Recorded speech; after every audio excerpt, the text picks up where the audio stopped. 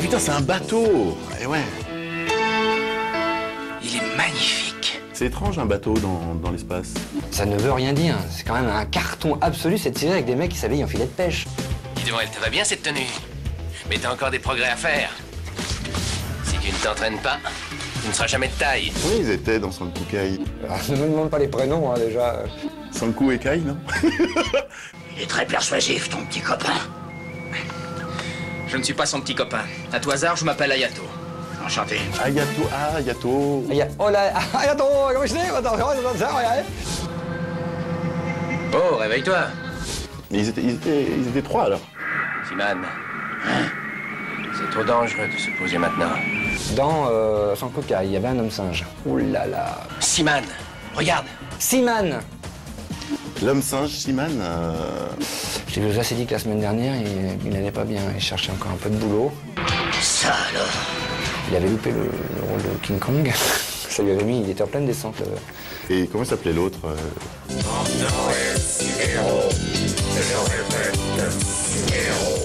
Le robot Sidero, peut-être un peu inspiré de 6PO, peut-être.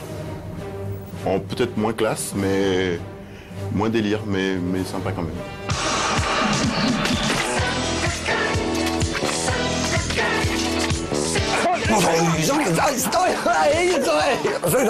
Sanku Kai. Ah bah attends, tu vois, il a dit Sanku Kai.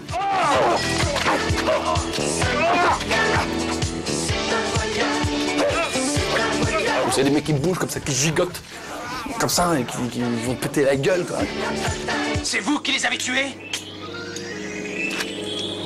On comprenait pas trop hein, les épisodes. Et en même temps, on s'en foutait parce qu'on regardait pas ça pour ça. Hein. C'était tout le temps le même scénar. Donc on changeait un peu la tête des méchants. Je m'appelle Volcor. J'ai été envoyé par Comenor à bord du Cosmosaure et je ne reçois pas d'ordre de toi. Attends, mais là, t'es en train de me donner le menu du restaurant, là. Je vais prendre Yato, YouTube, et là, je vais te restaurer, hein. Vous voulez peut-être une table tournante pour faire passer produit? Allô, Volcor, ici Comenor. Allô, Volcor, ici Comenor. J'écoute. Notre logo sonar vient de repérer des signaux qui sont émis d'un petit village d'Analis.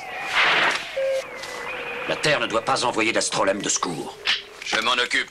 Là aussi, quoi, c'était des dialogues assez courts, on va dire. C'est leur premier combat depuis des années. Croyez la paix bien établie. Ici Golem 13, roi des Stressos. Je deviens le maître absolu du 15e système solaire. Ceux qui refuseront de m'obéir seront anéantis. Pourquoi avez-vous déprogrammé Sanku Kai et pour avoir mis Zora Larousse? Tiens, ça va se calmer, ça. C'était top, c'était kitsch à souhait, j'adore. Non mais c'était génial, Sanku Kai. Au revoir. Et un de ces jours, si vous revenez. On reviendra certainement. Siman, en route. Bonne chance. Merci.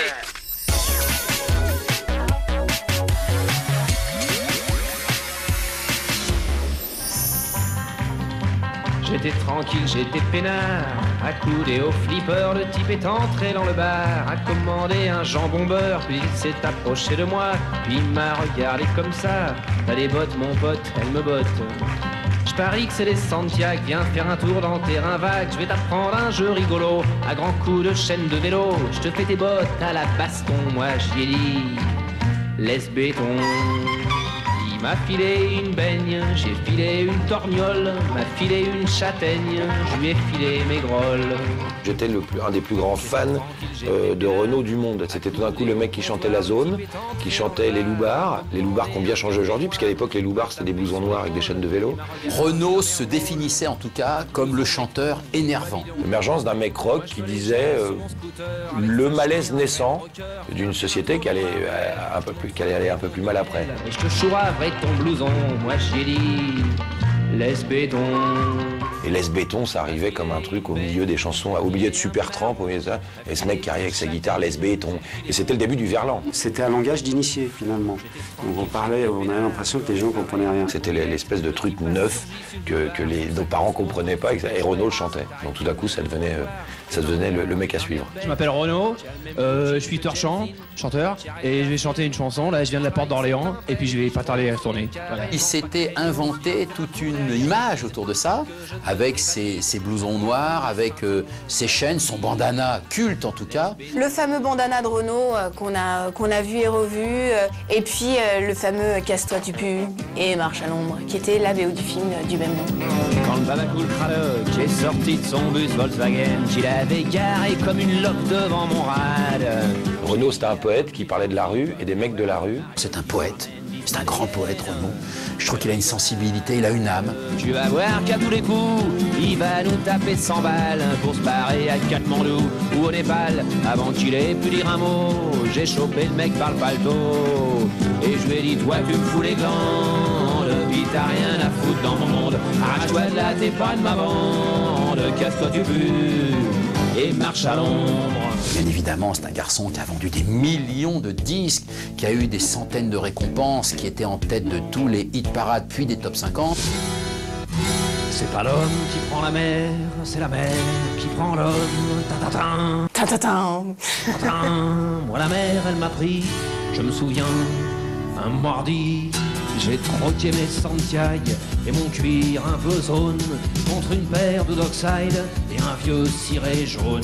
J'ai déserté les crasses qui me disaient sois prudent, la mer c'est dégueulasse, les poissons baissent dedans. Dès que le vent soufflera, je repartira. Dès que les vents tourneront, nous en allerons. Quand je pense à Renaud, je pense à Mistral gagnant. Cette boucle de piano au début, je crois que c'est une des musiques qui me donne le plus d'émotion. À m'asseoir sur un banc, 5 minutes avec toi, regarder le soleil qui s'en va. Te parler du bon temps qui est mort et je m'en fous, te dire que les méchants c'est pas nous. Que si moi je suis barge, ce n'est que de tes yeux. 30 ans plus tard, on l'écoute toujours. Bon, le message, je dirais qu'il est peut-être un peu moins en phase avec son époque. Alors on est un peu malheureux que Renaud aujourd'hui, termine avec un peu moins de... Voilà, on aurait aimé qu'il garde presque un peu sa rebelle attitude, mais il faut bien vieillir. Le temps est assassin et emporte avec lui les rires des enfants et les Mistral gagnants, et les Mistral gagnants.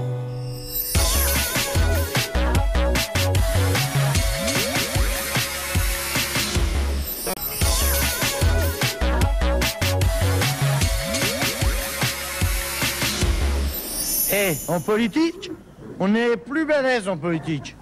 Surtout en politique française, hein. On est parmi les plus balèzes du monde. L'histoire de Coluche est une histoire extraordinaire, surtout lorsqu'il se présente à l'élection présidentielle. C'était d'abord la surprise, parce que tous les candidats étaient déjà bien placés. Lui a été un candidat potentiellement, on va dire, possible. Coluche a tenu une conférence de presse cet après-midi pour expliquer qu'il maintenait sa candidature, qu'il avait créé une fédération des petits candidats pour qu'ils aient la parole.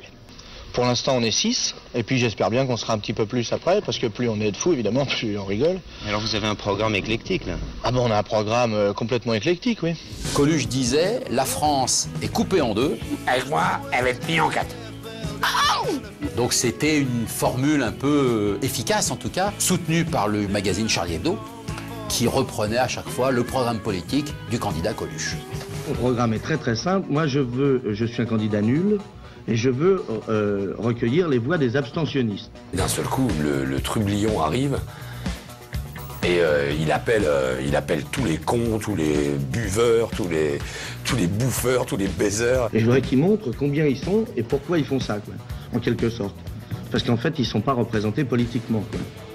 Ni par la droite, ni par la gauche. Tout d'un coup, on se disait, c'est incroyable, quoi. Le mec ose ça, et il y a cette espèce de vague, là, de liberté qui s'ouvre sur la France, mais qui est très années 80 pour le coup. De voir Coluche sur la scène du théâtre du Gymnase avec ses plumes tricolores au cul, en train de faire son sketch et d'annoncer qu'il était candidat à l'élection présidentielle, c'était tellement aux antipodes, à des années-lumière de ce qu'on pouvait imaginer. Ça avait secoué les foules. Alors, comme on a voté pendant 30 ans pour des gens compétents et intelligents, je propose aujourd'hui qu'on vote pour un imbécile qui n'y connaît rien. Et surtout qu'il rassemblait derrière son nom des millions de personnes. Alors, bon patient, alors foutre le bordel, quoi, tu as ma poule.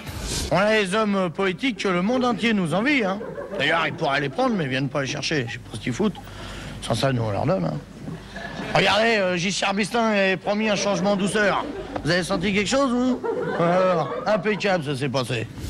Et à un moment donné, tous les gens qui ne savaient pas pour qui voter, que ce soit pour Giscard d'Estaing ou pour François Mitterrand, eh bien, ils votaient Coluche.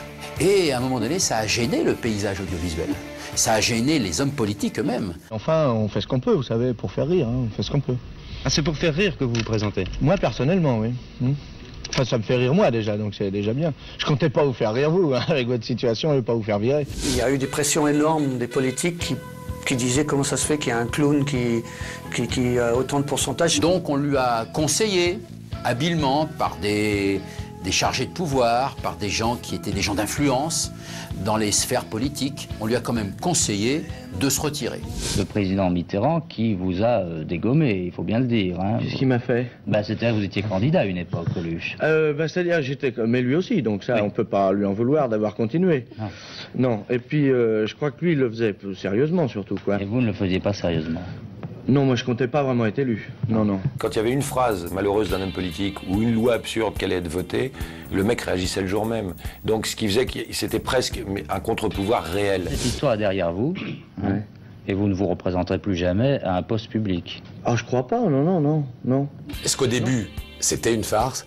Peut-être qu'après, ça a été pris peut-être trop au sérieux, parce qu'il y a un moment, il y a un enjeu quand même énorme, c'est quand même la présidentielle. À l'époque, ça avait été perçu comme quelque chose de salvateur, de régénérateur et d'extrêmement enthousiasmant. Moi, je trouvais ça vraiment enthousiasmant. En tout cas, c'était un joli coup, quoi qu'il arrive. Maintenant, vous savez tout ou presque sur l'année 1980, mais sur les années 80, je suis sûre que je peux encore vous en apprendre beaucoup. Alors rendez-vous très vite pour un prochain numéro de Fin des années 80. Ciao.